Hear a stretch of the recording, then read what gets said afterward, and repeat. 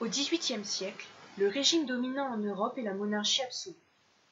En France, c'est une monarchie absolue de droit divin, c'est-à-dire que le sacre confère au roi une autorité de caractère divin.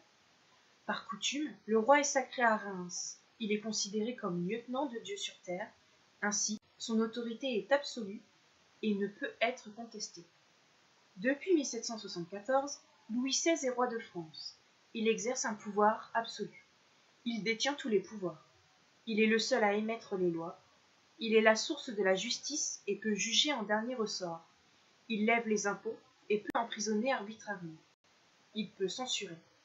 C'est un roi guerrier. Il est le seul à décider de la guerre ou de la paix. Pour gouverner, il est entouré de conseillers qui sont des membres de sa famille et de ministres. Pour appliquer ses décisions en province, il s'appuie sur les intendants qui sont ses représentants.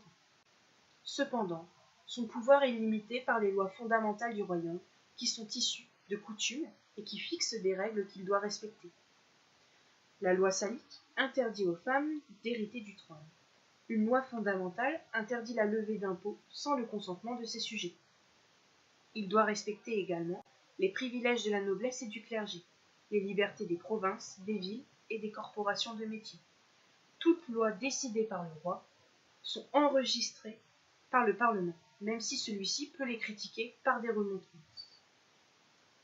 Depuis le Moyen Âge, la société française est divisée en 3 ordres, ceux qui prient, ceux qui combattent, ceux qui travaillent.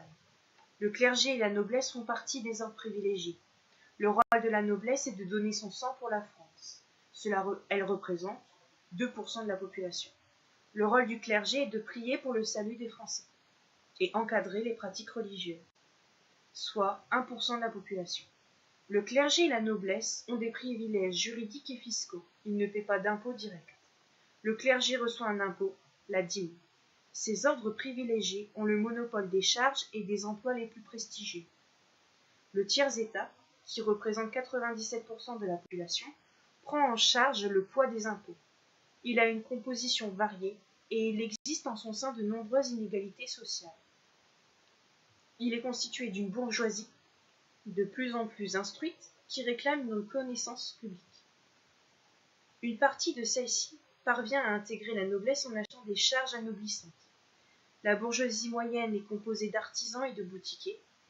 Les paysans représentent 75% de la population française. Ils vivent sous le régime seigneurial. Ils sont sous dépendance du seigneur. Ils paient des impôts royaux, la dîme du clergé, et doivent obéir aux devoirs seigneuriaux. À la fin du XVIIIe siècle, ils font face à la réaction féodale, c'est-à-dire que les seigneurs remettent en vigueur d'anciens droits seigneuriaux, notamment des taxes, alors même que les paysans doivent faire face à des mauvaises récoltes consécutives et à une crise du prix du blé.